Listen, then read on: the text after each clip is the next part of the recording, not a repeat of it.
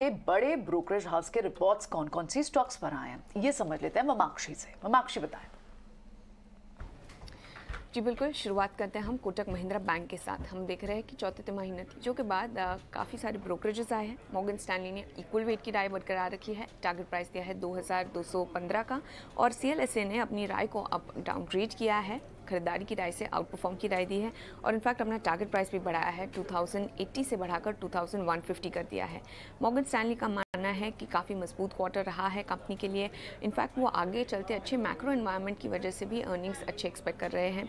CLSA का मानना है कि CEO ट्रांजिशन एक ओवरहैंग रह सकता है, और स्टॉक में रीसेंट अपमूव के चलते उन्होंने अपनी राय को डाउनग्रेड किया है, खरीदारी की राय से आउट परफॉर्म की राय पर डाउनग्रेड किया है। इसके अलावा M&M फाइनेंस की अगर हम बात करें तो CLSA का मानना है कि एसेट क्वालिटी एक अच्छा स्टैंड आउट रहा है ये क्वार्टर में, मगर हायर ओपेक्स सिर्फ यही एक पैरामीटर पर कंपनी ने डिसअपॉइंट किया है। इनफैक्ट M&M फाइनेंस उनकी टॉप पिक है सेक्टर में, खरीदारी की राय उन्होंने दी है, और अपना टारगेट प्राइस भी 310 से बढ़ाकर 330 दिया है।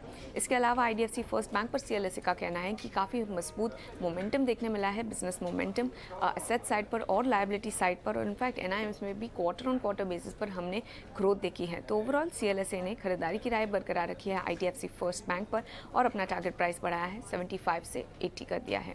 SBI कार्ड्स पर मॉर्गन स्टैनली का मानना है कि चौथे तिमाही के नतीजे 10% अनुमान से मजबूत आए हैं। एसेट क्वालिटी हालांकि मार्जिनली वीक थी, कॉस्ट ऑफ फंड का जो प्रेशर है वो भी घट रहा है, और CLSA का मानना है कि स्पेंडिंग ग्रोथ काफ़ी हेल्दी नजर आ रही है, मगर रिवॉल्वर का शेयर सुधरता हुआ नहीं नजर आ रहा है। ओवरऑल अगर हम देखें, मॉर्गन स्टैनली की तरफ से ओवरवेट की राय आ रही है, CLSA की तरफ से हालांकि अंडर परफॉर्म की राय आ रही है, मगर दोनों ही ब्रोकरेज ने अपने टारगेट प्राइस को बढ़ाया है। और आखिर में हम फोकस करेंगे अल्ट्राटेक पर। CLSA का मानना है कि चौथे तिमाही के नतीजे अनुमान के मुताबिक आए हैं, कैपेसिटी एक्सपेंशन भी लार्जली ऑन ट्रैक है। शार्प रैली के चलते उन्होंने अपनी राय को हालांकि डाउनग्रेड किया है, आउट परफॉर्म की राय से अंडर परफॉर्म की राय दी है, मगर यहाँ पर भी हम देख रहे हैं कि उन्होंने टारगेट प्राइस 7800 से बढ़ाकर 7900 कर दिया है। ऑलराइट, जी हाँ, काफी बड़े नतीजे भी आए थे, कुछ ब्रोकरेजेस के बारे में बात करनी है, उनमें से कुछ स्टॉक्स पे ट्रेड क्या बन रहा है यहाँ से ये हम डिस्कस कर लेते हैं। फिर हम आपको पूजा के साथ जुड़ेंगे जो एक लिस्ट लेके आएंगी mid cap small cap stocks जिनके रिजल्ट आए। लेकिन सबसे बड़ा नंबर जो था इस वीकेंड में वो था कोटक महिंद्रा बैंक।